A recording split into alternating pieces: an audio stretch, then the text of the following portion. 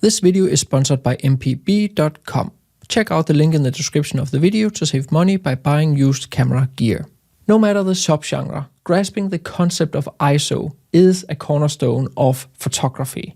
That became more evident than ever on my recent trip to Svalbard, Greenland and Iceland, where I had to photograph at higher ISOs than what I'm used to as a landscape photographer. In this video, we are going to take a fast brush up of what ISO is, what its relation is to aperture and shutter speed, when to use what ISO, take a look at some high ISO examples, how the trade-off of using higher ISOs is becoming less and less relevant, and how Adobe is revolutionizing denoising and making older cameras much more relevant again. ISO stands for International Organization for Standardization and is an acronym. So in photography, we use the word itself, ISO. ISO refers to the sensitivity of your camera's sensor to light. More specifically, it controls the brightness of your photo, not the exposure. When we're talking about exposure, we are referring to the interplay between shutter speed and aperture. Only these two settings determine how much light actually hits your sensor. ISO, on the other hand, doesn't directly impact exposure, simply because it does not impact how much light actually hits the sensor. It only impacts how bright your photo will be. If the combination of your shutter speed and aperture cannot deliver a properly lit photo due to the circumstances that you are photographing in, then you can turn up the ISO to get the properly lit photo. Such circumstances can be the lack of available light, you having to use a fast shutter speed to freeze the moment, or using a closed down aperture because you want a deep depth of field but still want a specific shutter speed. The trade-off of using high ISO values is that you reveal the noise in the photo. So digital noise when raising the ISO in your camera is analog to when you raise the volume knob of your car radio and you hear that hiss or noise from a bad signal. So the signal in the car radio is already bad. That's why you hear the noise.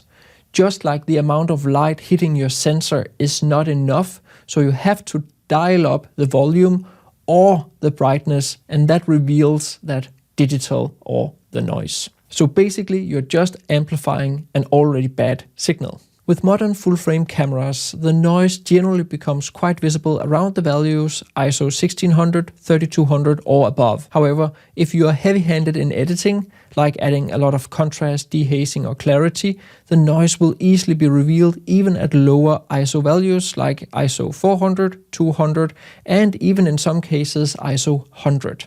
This is why there is a rule of thumb that states that you generally want to use as low an ISO as possible because you do not want to reveal all this noise. This does not mean that you should just put your camera on the lowest possible ISO and then forget about it. It means the lowest possible ISO for the circumstances that you're photographing in. I'll show you some examples about this in just a moment. You use the combination of the shutter speed and aperture to get an optimal exposure relative to the scene or subject that you're photographing. If that combination of the shutter speed and the aperture does not give a properly lit photo, then you can increase the ISO. Even within nature photography, there are subgenres such as landscape photography, macro photography, and wildlife photography. These subgenres work under very different circumstances, which also means that you will have to use different settings to get an optimal exposure and an optimally lit photo. Because you for the most part work from a position of no movement in both macro and landscape photography, you do not have to take the shutter speed too much into consideration, unless there is movement in your scene, which there generally isn't as a macro photographer. There can be as a landscape photographer. However, it's a completely different story when it comes to wildlife photography, where there's a lot of movement, both because you may be hand-holding your camera or at the very least shooting from some kind of gimbal tripod setup, and you're photographing moving animals, so you need a faster shutter speed. All this generally boils down to the fact that in wildlife photography you generally have to up the ISO quite a lot, whereas in landscape and macro photography you can generally keep it relatively low. But let's look at some examples. So right now we are in Adobe Camera Raw, and you can see this photo here I just recently took in Iceland. Generally all the photos here are. So if I zoom in, you can see photographing at ISO 3200. And the reason why I'm shooting at such a high ISO is because I actually wanted it to shoot at f16 because I wanted the background rocks here to be more in focus than if I was shooting at, let's say, f5.6 or something like that. I also wanted to make sure that all the puffins here in the foreground would be in focus. If I bring up the exposure, you can even see how I'm really bringing out and revealing all this noise. It is the same for this photo here, and you can even see shooting at f13 only and 1/40th of a second. Because it's wildlife, you can see how the puffins are moving, and that is not always optimal. So you definitely want to consider shooting at a higher shutter speed, and because of that you would probably have to increase the ISO even more than 3200. Here's another example shooting at 1/15th of a second, and although I'm shooting all the way down in f6.3, my ISO is still 3200, and zooming in you can really also see the noise right here when I've properly lit my photo. One thing that's also important to take into consideration is whether you're photographing with an ISO variant camera or an ISO invariant camera. So an ISO variant camera is the classic older cameras, the DSLRs. They are not ISO invariant, and that simply means that it is best for you to increase the ISO on location, so that if you want a properly lit photo, you should increase the ISO in the camera.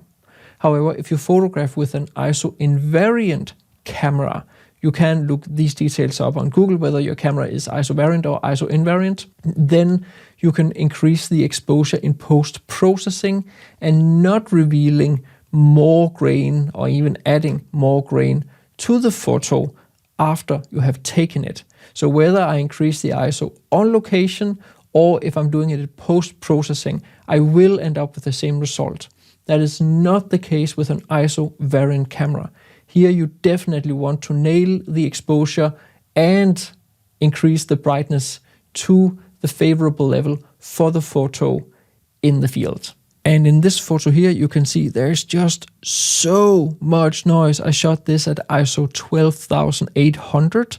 And because it's like a lot of flying puffins, I had to shoot it at like 1/160th of a second, just so I don't get the puffins too blurry. And that is also the case with this one here. The puffins were even closer to the camera, so I had to shoot with an even faster shutter speed, bringing me down to f6.3 again, but I could shoot at ISO 320. However, the puffins are a little bit out of focus, especially the front ones here, because I wanted to focus on the background cliffs. This photo here, ISO 320, and you can also see there is a little bit of noise in this photo, but it's not too bad. You can see I'm zoomed into like 500%, so it's not a big deal. And of course, if you want to learn more about composition and how I compose my photos, be sure to get my 2 ebooks on exactly that topic. Here I go through all my different compositional tools, not rules. The ebooks are easy to read with minimal text, and they have loads of examples as to get to the point fast. There are links to both of them down in the description of the video. Adobe has released their new denoising tool, and that is mind-blowingly good. If you go down here to detail, and then we select this denoise, and we use the ISO 12,000 as an example, you can see zooming in, I can press denoise, and here I get a little preview of how much it's able to reduce the noise in the photo. This here is ridiculous. Dependent on your computer and your graphic card settings, it can take more time or less time. If you remember back a couple of weeks where I made my video about the A7R5 long-term review, I said that my old computer now took 50 minutes. I actually managed to solve that issue. It was because there was like 2 GPUs, 2 graphic cards at play at the same time. So it wasn't, or Bridge or Camera Raw was not utilizing the fast graphics card. So I actually managed to get it down to denoising my photos in like 20 seconds. However, now I've got a MacBook Pro and it also works with the 20 seconds. So you can just press enhance. We don't want to wait for that. You can see I've already done that, and you can see here, it has cleaned up the photo so much more. The same is the case for this photo here. And if we compare to the original, ISO 3200, and this here is cleaned up. And the last example, you can probably hardly even see it. Now with this new denoising, old cameras have become much more relevant. So in this example here, this is a night photo I've taken on a pitch black night. However, I could see the northern lights, but I could not see the foreground. As you can see here, as I zoom in, taking at ISO 640 only, but on a Canon 5D Mark III. This foreground here is utterly useless. You can see if I remove all the edits, how it looked straight out of camera, and with edits so that I can actually see it, especially the foreground is just completely useless. Now, if I go into a denoised version of this photo here, you can see it has just cleaned it up almost to perfection in the sky. Down here, because the original photo wasn't the best, let's see, if I bring up the exposure, you can see it is much better than this one here. However, it is a little bit soft in the fixed photo. And of course, I'm sharing these editing tips with you, but if you want to learn even more about editing, be sure to enroll in my huge Photoshop for landscape photographers post-processing course. Here I share all my different editing techniques. I've just updated the course with new videos that cover all the new tools in Photoshop and Camera Raw. I introduce you to the different programs. I give you all my tricks and tips on how to use different techniques. I use different ways to gain the same effect, and you can learn that too, so you can decide what you want to use. And then I have like 10 or 11 start to finish tutorials with all sorts of different subjects. If you want to save a little bit of money, there is a coupon code down in the description along with a link to the Photoshop course. And here's another example from Death Valley taken with a 5D Mark II all the way back in 2016. If I zoom in, ISO 1600, you can see the sky is acceptable for such an old camera. The foreground here is a little bit more iffy. However, if we use the denoise, you can really see there's almost no noise left in the sky. And if we zoom in here, the noise is only very little. However, the foreground is out of focus because I shot it at like f1.4. But nevertheless, you can really see how this software cleans up even old camera photos. It's quite impressive. However, this tool is not a fix-all. So in this example right here, from a Northern Lights evening I took this spring with my Sony a7R5, you can see the foreground is very noisy. Even the trees here, and if we zoom into the sky, there's a decent amount of noise. You can see this is how it looked without edits, and because I really have to bring out the foreground to be able to see it, of course I'm revealing more noise. However, if I go in and clean up the photo with the noise reduction tool, you can see the sky is ridiculously good cleaned up. The tree here is super sharp, even shot at like ISO 3200 at f1.8. But if we go down into the grass, you can see this looks super weird right here. And that is simply just because I guess that the program doesn't have enough details to work with. It tries to clean this up and it just looks super weird. Even down here in the road, we get all these weird artifacts. However, the good thing is I will share with you how I solve this issue. So we're here in Photoshop and this is how the final file looks like. So if I just turn off all my different adjustment layers here, you can see what's interesting is what's going on down here. So I'm using a blend of a sky, one of the skies, simply just a single exposure that I have used. You can see here enhanced noise reduction in Camera Raw. But for the foreground, I have stacked several different individual exposures from this session here. So I think it was like 13 or something like that. So if I just open up the smart object, you can see it's all these different exposures here that I have stacked. You can stack them simply just by selecting them all here in Photoshop, right click and convert to smart object.